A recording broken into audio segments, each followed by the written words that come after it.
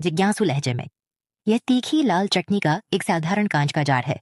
अपने आप में यह रसोई का एक बुनियादी मसाला है।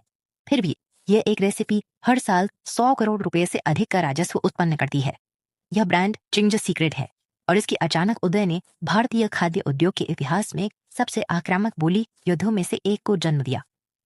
दुनिया भर की दिग्गज कंपनियों ने इस कंपनी पर नियंत्रण पाने के लिए लड़ाई लड़ी, जब तक कि अंत में टाटा ग्रुप ने 5,100 करोड़ रुपए यानी लगभग 60 करोड़ डॉलर में यह सौदा हासिल नहीं कर लिया। किसी खास स्थानीय आदत के इर्द गिर्द ब्रांड बनाना दुनिया के सबसे बड़े समूहों की रणनीति को प्रभावित करने के लिए काफी लाभ दे सकता है। उस कीमत को समझने के लिए आपको भारत में प्रवेश की बाधाओं को देखना होगा।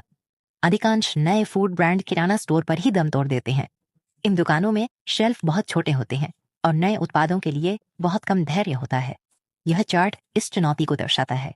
ये दो बड़े हिस्से नेस्ले और हिंदुस्तान यूनिलीवर जैसी पुरानी कंपनियों को दर्शाते हैं।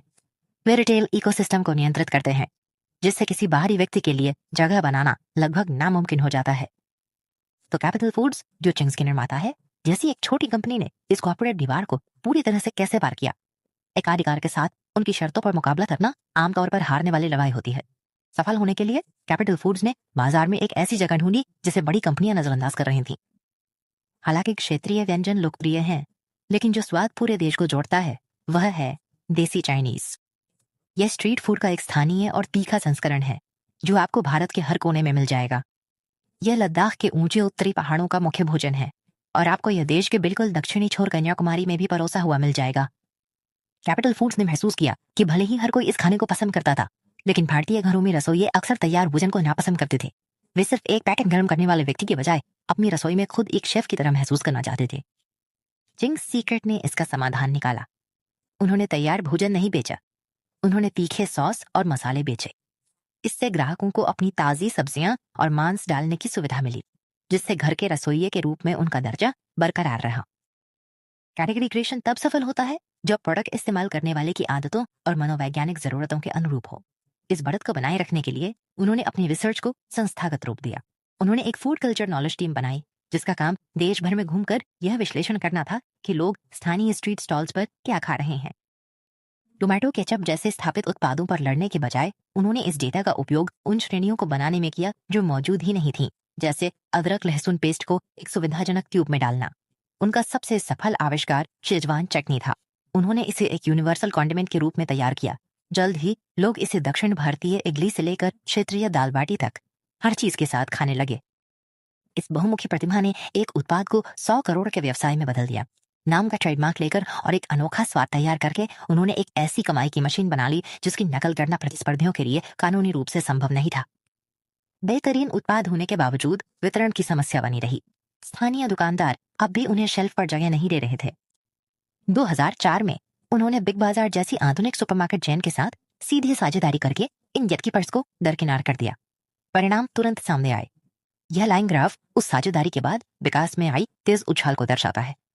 उत्पाद इतनी तेजी से बिके कि बिग बाजार के संस्थापक ने अंततः कंपनी में 44% हिस्सेदारी खरीद ली। जब रेवेन्यू 100 करोड़ के पार पहुंच गया तो उन्हें सुपरमार्केट से आगे बढ़कर पूरे देश तक पहुंचने के लिए एक तरीके की जरूरत थी। उन्होंने रणवीर सिंह को अपना ब्रांड एम्बेसडर बनाया। उनका ऊर्जावान और अनोखा व्यक्तित्व ब्रांड के जीवंत देसी चाइनीज डीएनए से बिल्कुल मेल खाता था। इस अभियान ने ब्रांड को 6,000 स्टोर से बढ़ाकर 5 लाख से ज्यादा स्टोर तक पहुंचने में मदद की।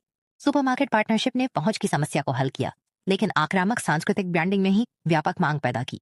चिंग्स सीक्रेट का विकास एक विशिष्ट तर्क का पालन करता है। यह बाजार में उस कमी की पहचान करने से शुरू होता है जहां सबसे बड़े खिलाड़ी प्रतिस्पर्धा नहीं कर रहे हैं। फिर लोग क्या चाहते हैं यह अंदाजा लगाने के बजाय आप अपनी टीम को ग्राहकों की रसोई की आदतों को देखने के लिए भेजते हैं।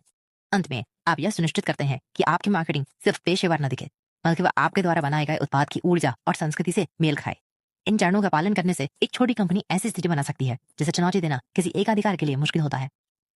अगर ब्रांड इतना सफल था तो संस्थापकों ने इसे बेचने का फैसला क्यों किया? इसका जवाब इक्विटी में है।